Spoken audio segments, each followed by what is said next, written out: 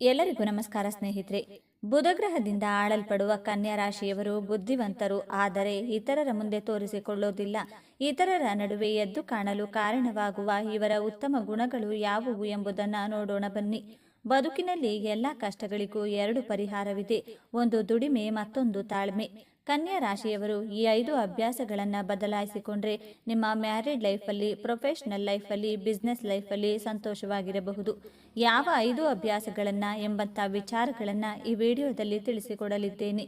ಅದಕ್ಕೂ ಮುಂಚೆ ನೀವಿನ್ನು ಚಾನಲ್ಗೆ ಸಬ್ಸ್ಕ್ರೈಬ್ ಆಗಿಲ್ಲ ಅಂದರೆ ಈಗಲೇ ಸಬ್ಸ್ಕ್ರೈಬ್ ಆಗಿ, ಹಾಗೆ ವಿಡಿಯೋಗೆ ಲೈಕ್ ಮಾಡಿ, ವಿಡಿಯೋ ಸ್ಕಿಪ್ ಮಾಡದೆ ಕೊನೆ ತನಕ ನೋಡಿ.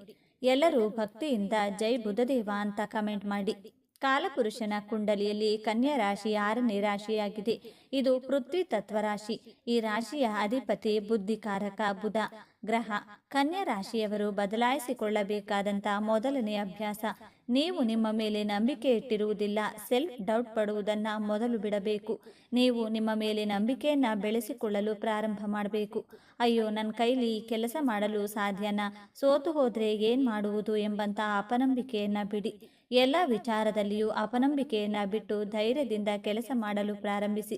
ಇಲ್ಲದಿದ್ದರೆ ಈ ಕೆಲಸ ಮಾಡಿದರೆ ಲಾಭವಾಗುತ್ತಿತ್ತು, ಏನು ಮಾಡಲಿಲ್ಲವಲ್ಲ ಎಂಬಂಥ ಗಿಲ್ಟ್ ಫೀಲ್ ನಿಮ್ಮನ್ನು ಪದೇ ಪದೇ ಕಾಡುತ್ತದೆ. ಈ ಗಿಲ್ಟ್ ಫೀಲ್ ಓವರ್ ಥಿಂಕ್ ಮಾಡುವುದನ್ನು ಬಿಡಬೇಕು. ಕನ್ಯಾ ರಾಶಿಯ ಅಧಿಪತಿ ಬುಧಗ್ರಹ ಆಗಿರುವುದರಿಂದ ಬುಧಗ್ರಹ ನಿಮಗೆ ಹೆಚ್ಚಿನ ಬುದ್ಧಿವಂತಿಕೆಯನ್ನು ಕೊಟ್ಟರು. ನಿಮ್ಮಲ್ಲಿ ಬುದ್ಧಿವಂತಿಕೆ ಇದ್ದರೂ ನೀವು ಈ ಸೆಲ್ಫ್ ಡೌಟ್ ಪಡೋದನ್ನು ಬಿಟ್ಟರೆ ನಿಮ್ಮ ಜೀವನದಲ್ಲಿ ಗೆಲ್ಲಬಹುದು. ಆತ್ಮವಿಶ್ವಾಸವನ್ನು ಬೆಳೆಸಿಕೊಳ್ಬೇಕು. ಮೇಷರಾಶಿ, ಸಿಂಹರಾಶಿ, ಧನಸ್ಸು ರಾಶಿ ಹಾಗೂ ಕುಂಭರಾಶಿಯವರು ಆತ್ಮವಿಶ್ವಾಸದಿಂದ ಮುನ್ನುಗ್ಗಿ ಕೆಲಸ ಮಾಡೋದ್ರಿಂದ ಜೀವನದಲ್ಲಿ ಗೆಲ್ಲುತ್ತಾರೆ. ನೀವು ಸಹ ಆತ್ಮವಿಶ್ವಾಸವನ್ನು ಬೆಳೆಸಿಕೊಂಡಿದ್ದೇ ಆದಲ್ಲಿ ಜೀವನದಲ್ಲಿ ಗೆಲ್ಲಬಹುದು. ಆಗ ನಿಮ್ಮ ಜೀವನದಲ್ಲಿ ಸೋಲು, ದುಃಖ ಎಂಬಂಥ ಪದಗಳಿಗೆ ಜಾಗವೇ ಇರುವುದಿಲ್ಲ. ಕನ್ಯಾ ರಾಶಿಯವರು ಬದಲಾಯಿಸಿಕೊಳ್ಳಬೇಕಾದಂಥ ಎರಡನೇ ಅಭ್ಯಾಸ, ನೀವು ಸಂತೋಷವಾಗಿರುವುದಕ್ಕಿಂತ ಬೇರೆಯವರು ಸಂತೋಷವಾಗಿರಲಿ ಅಂದುಕೊಳ್ಳೋದು. ಕನ್ಯಾ ರಾಶಿ ತುಂಬ ಪ್ರಾಕ್ಟಿಕಲ್ ರಾಶಿಯಾಗಿರುತ್ತೀರಾ. ಸಮಾಧಾನ, ಕೂಲ್ ಆಗಿರ್ತೀರಾ. ತುಂಬ ಕಾಮ್ ಅಂಡ್ ಕ್ಲಿಯರ್ ಆಗಿರುತ್ತೀರಾ. ಒಳ್ಳೆ ವ್ಯಕ್ತಿತ್ವದವರು, ಆದರೆ ಬೇರೆಯವರ ಸಂತೋಷಕ್ಕಾಗಿ ತುಂಬ ಯೋಚನೆ ಮಾಡ್ತೀರಾ. ನಿಮ್ಮ ಬಗ್ಗೆ ನೀವು ಇಗ್ನೋರ್ ಮಾಡ್ತೀರಾ. ನೀವು ಬೇರೆಯವರು ಚೆನ್ನಾಗಿರಲಿ ಎಂದು ತುಂಬ ಕಾಳಜಿಯನ್ನು ಮಾಡಲು ಹೋದರೆ ಅವರು ಸ್ನೇಹಿತರೇ ಆಗಲಿ, ಸಂಬಂಧಿಕರೇ ಆಗಲಿ, ಕುಟುಂಬದ ಸದಸ್ಯರೇ ಆಗಿದ್ದರೂ ನಿಮ್ಮನ್ನು ತುಂಬ ಈಸಿಯಾಗಿ ತಗೊಂಡು ನಿಮಗೆ ವ್ಯಾಲ್ಯೂ ಕೊಡುವುದಿಲ್ಲ. ಆಗ ನಿಮ್ಮ ಮನಸ್ಸಿಗೆ ನೋವಾಗುತ್ತದೆ. ನಿಮ್ಮನ್ನು ನೀವು ಪ್ರೀತಿಸಿ ನಿಮ್ಮ ಸಂತೋಷಕ್ಕಾಗಿ ಗಮನ ವಹಿಸಿದರೆ ಜೀವನದಲ್ಲಿ ಸಂತೋಷವಾಗಿರಬಹುದು. ನೀವು ಬೇರೆಯವರಿಗೋಸ್ಕರ ಎಷ್ಟೇ ಒಳ್ಳೆಯದನ್ನು ಮಾಡಿದರೂ ಬಯಸಿದರೂ ಅವರ ಅವಶ್ಯಕತೆ ಮುಗಿದ ಮೇಲೆ ನಿಮ್ಮನ್ನು ವೇಸ್ಟ್ ಪೇಪರ್ ರೀತಿ ಕಾಣುತ್ತಾರೆ. ತುಂಬ ಕೇರ್ಫುಲ್ ಆಗಿ ಇರಬೇಕು. ಕನ್ಯಾ ರಾಶಿಯವರು ಬದಲಾಯಿಸಿಕೊಳ್ಳಬೇಕಾದಂಥ ಮೂರನೇ ಅಭ್ಯಾಸ, ನಿಮ್ಮ ಜೀವನದಲ್ಲಿ ಗುರಿ ಉದ್ದೇಶಗಳನ್ನು ಸೆಟ್ ಮಾಡಿಕೊಳ್ಳದೇ ಇರುವುದು. ನಿಮ್ಮ ಜೀವನದಲ್ಲಿ ಯಾವುದೇ ಪ್ರಮುಖ ನಿರ್ಧಾರಗಳನ್ನು ತೆಗೆದುಕೊಳ್ಳಲು ತುಂಬ ಕನ್ಫ್ಯೂಷನ್ ಮಾಡಿಕೊಳ್ತಾ ಇರ್ತೀರಾ. ಏನೇನು ಕೆಲಸ ಮಾಡಬೇಕು ಅಂದುಕೊಳ್ತೀರಾ, ಬಟ್ ಆ ಕೆಲಸ ಕಾರ್ಯಗಳನ್ನು ಕಾರ್ಯರೂಪಕ್ಕೆ ತರುವುದರಲ್ಲಿ ತಡ ಮಾಡುವುದು, ಗೊಂದಲಮಯ ವಾತಾವರಣದಲ್ಲಿರುತ್ತೀರಾ. ನೀವು ಗೋಲ್ಗಳನ್ನು ಸೆಟ್ ಮಾಡಿಕೊಂಡು ನಿಮ್ಮ ಬುದ್ಧಿವಂತಿಕೆಯನ್ನು ಉಪಯೋಗಿಸಿಕೊಂಡು ಸೂಕ್ತ ನಿರ್ಧಾರಗಳನ್ನು ಸರಿಯಾದ ಸಮಯಕ್ಕೆ ತೆಗೆದುಕೊಂಡು ತಕ್ಷಣಕ್ಕೆ ಕಾರ್ಯರೂಪಕ್ಕೆ ತಂದಿದ್ದೇ ಆದಲ್ಲಿ ನೀವು ಯಶಸ್ಸಿನ ಕಡೆ ಸಾಗುವುದರಲ್ಲಿ ಅನುಮಾನವೇ ಇಲ್ಲ. ಕನ್ಯಾ ರಾಶಿಯವರು ಬದಲಾಯಿಸಿಕೊಳ್ಳಬೇಕಾದಂಥ ನಾಲ್ಕನೇ ಅಭ್ಯಾಸ, ಅಡಿಕ್ಷನ್ಗಳನ್ನು ಬಿಡಬೇಕು. ಆನ್ಲೈನ್ ನಶೆ, ಯಾವುದೇ ರೀತಿಯ ಅಡಿಕ್ಷನ್ಗಳಿಗೆ ಒಳಗಾಗುತ್ತೀರಾ. ಈ ನಶೆಯನ್ನು ಬಿಟ್ಟು ಗೆಲುವಿನ ಅಡಿಕ್ಷನನ್ನು ಬೆಳೆಸಿಕೊಳ್ಳಿ. ನೀವು ಯಾವುದೇ ರೀತಿಯ ಅಡಿಕ್ಷನ್ಗೆ ಸಿಕ್ಕಿ ಹಾಕಿಕೊಂಡ್ರೆ ಅದರಿಂದ ಹೊರಗಡೆ ಬರುವುದಕ್ಕೆ ಅಷ್ಟು ಈಸಿಯಾಗಿರುವುದಿಲ್ಲ. ತುಂಬ ಕಷ್ಟಪಡಬೇಕಾಗುತ್ತದೆ. ಈ ಅಡಿಕ್ಷನ್ಗಳನ್ನು ಬಿಟ್ಟರೆ ನೀವು ಜೀವನದಲ್ಲಿ ಸಂತೋಷವಾಗಿರಬಹುದು. ಸಂಬಂಧಗಳ ಅಡಿಕ್ಷನ್, ಪ್ರೀತಿಯ ಅಡಿಕ್ಷನ್ ಸಿಕ್ಕಿ ಹಾಕಿಕೊಂಡು ನಿಮ್ಮ ಸಂತೋಷಕ್ಕೆ ನೀವೇ ಕಲ್ಲು ಹಾಕಿಕೊಳ್ತೀರಾ. ನಿಮ್ಮ ಪ್ರೀತಿ ಪಾತ್ರರು ನಿಮ್ಮಿಂದ ದೂರವಾದಾಗ ಡಿಪ್ರೆಷನ್ಗೆ ಒಳಗಾಗ್ತೀರಾ. ಆದ್ದರಿಂದ ಎಲ್ಲದರಲ್ಲಿಯೂ ಒಂದು ಲಿಮಿಟೇಷನನ್ನು ಇಟ್ಕೊಳ್ಬೇಕಾಗುತ್ತದೆ. ಕನ್ಯಾ ರಾಶಿಯವರು ಬದಲಾಯಿಸಿಕೊಳ್ಳಬೇಕಾದಂಥ ಐದನೇ ಅಭ್ಯಾಸ, ಕುರುಡು ನಂಬಿಕೆ ಇಡುವುದನ್ನು ಬಿಡಬೇಕು. ಕನ್ಯಾ ರಾಶಿಯವರು ಯಾರನ್ನ ಅಷ್ಟು ಸುಲಭವಾಗಿ ನಂಬುವವರಲ್ಲ. ಆದರೆ ಒಂದು ಸಲ ಇವರ ವಿಶ್ವಾಸ ಯಾರಾದರೂ ಗಳಿಸಿಕೊಂಡ್ರೆ ಅವರನ್ನು ತುಂಬ ಬ್ಲೈಂಡ್ ಆಗಿ ನಂಬಿ ಮೋಸ ಹೋಗ್ತೀರಾ. ಅತಿಯಾಗಿ ಯಾರನ್ನು ನಂಬಬಾರದು. ಈ ಮೇಲೆ ತಿಳಿಸಿದಂಥ 5 ಅಭ್ಯಾಸಗಳನ್ನು ಬದಲಾಯಿಸಿಕೊಂಡ್ರೆ ಕನ್ಯಾ ರಾಶಿಯವರು ಜೀವನದಲ್ಲಿ ಸಂತೋಷವಾಗಿರಬಹುದು. ಕಾಲಪುರುಷನ ಕುಂಡಲಿಯಲ್ಲಿ ಕನ್ಯಾ ರಾಶಿ 6ನೇ ಭಾವವಾಗಿದೆ. ಈ ರಾಶಿಯಲ್ಲಿ ಉತ್ತರ ಫಾಲ್ಗುಣಿ ನಕ್ಷತ್ರದ 2, 3, 4ನೇ ಪಾದಗಳು, ಹಸ್ತ ನಕ್ಷತ್ರದ 4 ಪಾದಗಳು, ಚಿತ್ತ ನಕ್ಷತ್ರದ 1, 2ನೇ ಪಾದಗಳು ಕಂಡುಬರುತ್ತದೆ. ತನ್ನ ಸಿಹಿಯಾದ ಮಾತುಗಳಿಂದ ಎಲ್ಲರನ್ನೂ ತನ್ನ ಕಡೆ ಆಕರ್ಷಿಸುವಂಥ ಬುದ್ಧಿವಂತರು, ಬೆಣ್ಣೆಯಲ್ಲಿ ಕೂದಲು ತೆಗೆದಷ್ಟು ಸೌಮ್ಯವಾಗಿ ಮಾತನಾಡುವಂಥ ಮಧುರ ಭಾಷೆಗಳು ಸದಾ ಏನನ್ನಾದರೂ ಹೊಸ ಹೊಸ ವಿಷಯಗಳನ್ನು ಕಲಿಯಲು ಕುತೂಹಲಕಾರಿಯಾಗಿರುತ್ತೀರ. ನೀವು ತುಂಬ ಭಾವನಾತ್ಮಕ ಜೀವಿಗಳು.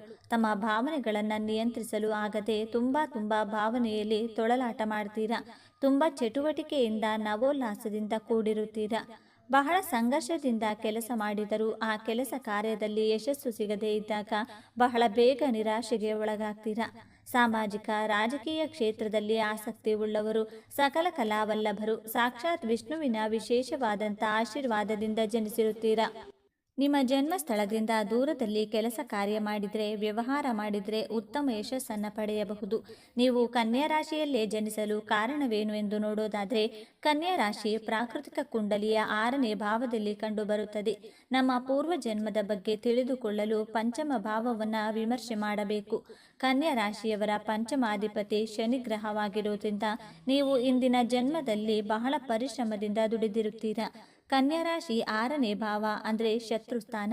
ನೀವು ಹಿಂದಿನ ಜನ್ಮದಲ್ಲಿಯೂ ನಿಮ್ಮ ಶತ್ರುಗಳ ಜೊತೆ ಹೋರಾಟ ಮಾಡಿ ನಿಮ್ಮ ಗುರಿ ಉದ್ದೇಶಗಳನ್ನು ತಲುಪುವ ಮಾರ್ಗ ಮಧ್ಯದಲ್ಲಿ ನಿಮ್ಮ ದೇಹಕ್ಕೆ ಮೋಕ್ಷ ಸಿಕ್ಕಿದ ಕಾರಣ ನೀವು ನಿಮ್ಮ ಗುರಿ ಉದ್ದೇಶ ತಲುಪುವ ಅರ್ಥ ಪ್ರಾಪ್ತಿ ಮಾಡುವಂಥ ಸಾಕಷ್ಟು ಲಾಭ ಮಾಡುವ ಉದ್ದೇಶದಿಂದ ಈ ಜನ್ಮದಲ್ಲಿ ಕನ್ಯಾ ರಾಶಿಯಲ್ಲಿ ಜನಿಸಿರುತ್ತೀರಾ.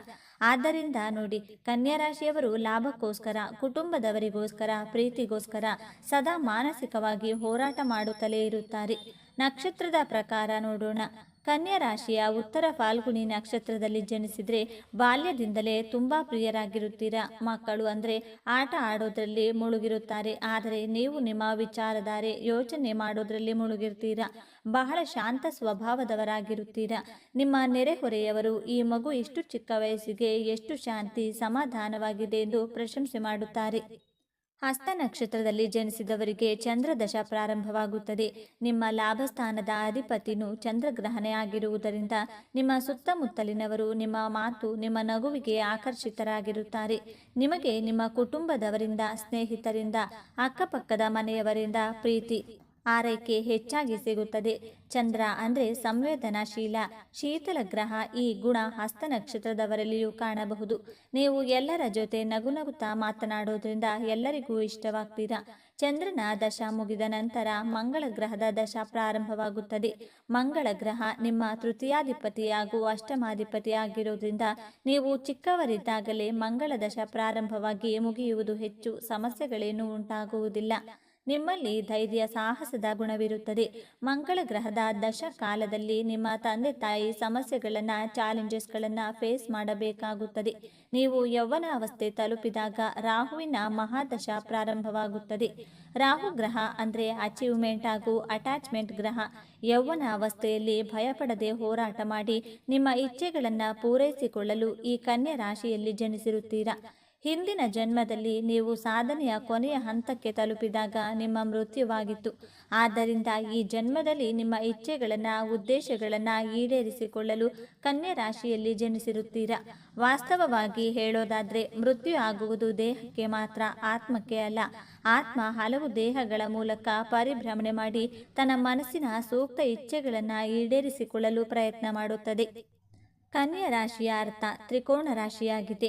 ಹಣ ಸಂಪಾದನೆ ಮಾಡೋದು, ಹಣದ ಕ್ರೋಢೀಕರಣ, ಶತ್ರುಗಳನ್ನು ಗೆಲ್ಲುವುದು ನಿಮ್ಮ ಮನದಾಳದ ಇಚ್ಛೆಯಾಗಿರುತ್ತದೆ. ಕನ್ಯಾ ರಾಶಿಯವರಿಗೆ ಬೇರೆಯವರ ಅಧೀನದಲ್ಲಿ ಕೆಲಸ ಮಾಡೋದಕ್ಕಿಂತ ತಾನೇ ಸ್ವತಃ ಬಿಸ್ನೆಸ್ ಮಾಡುವ ಮನಸ್ಸಿರುತ್ತದೆ. ನಿಮ್ಮ ದಶಮಾಧಿಪತಿ ಬುಧ ಗ್ರಹವಾಗಿರುವುದರಿಂದ ಕನ್ಯಾ ರಾಶಿಯವರು ಹೆಚ್ಚಾಗಿ ವ್ಯಾಪಾರ ಮಾಡುವುದು, ಉದ್ಯಮಿಗಳಾಗಿರುತ್ತಾರೆ. ಕನ್ಯಾ ರಾಶಿಯವರು 2-3 ಮೂಲಗಳಿಂದ ಹಣದ ಸಂಪಾದನೆ ಮಾಡುವವರಾಗಿರುತ್ತೀರಾ. ಅರ್ಥ ಪ್ರಾಪ್ತಿ ಮಾಡುವುದು ನಿಮ್ಮ ಜನ್ಮ ರಹಸ್ಯವಾಗಿದೆ. ಈ ವಿಚಾರಗಳು ನಿಮಗೆ ಇಷ್ಟ ಆಗಿದ್ದರೆ ನಮ್ಮ ಚಾನೆಲ್ನ ತಪ್ಪದೇ ಸಬ್ಸ್ಕ್ರೈಬ್ ಮಾಡಿಕೊಳ್ಳಿ. ಈ ವಿಡಿಯೋಗೆ ಒಂದು ಲೈಕ್ ಕೊಡೋದನ್ನು ಮರಿಬೇಡಿ. ಈ ವಿಡಿಯೋವನ್ನು ನಿಮ್ಮ ಫ್ರೆಂಡ್ಸ್ ಆ್ಯಂಡ್ ಫ್ಯಾಮಿಲಿ ಗ್ರೂಪಲ್ಲಿ ಅತಿ ಹೆಚ್ಚು ಶೇರ್ ಮಾಡಿ. ನಿಮ್ಮ ಅಭಿಪ್ರಾಯಗಳನ್ನು ತಪ್ಪದೇ ಕಮೆಂಟ್ ಮಾಡಿ ತಿಳಿಸಿ. Thank you friends.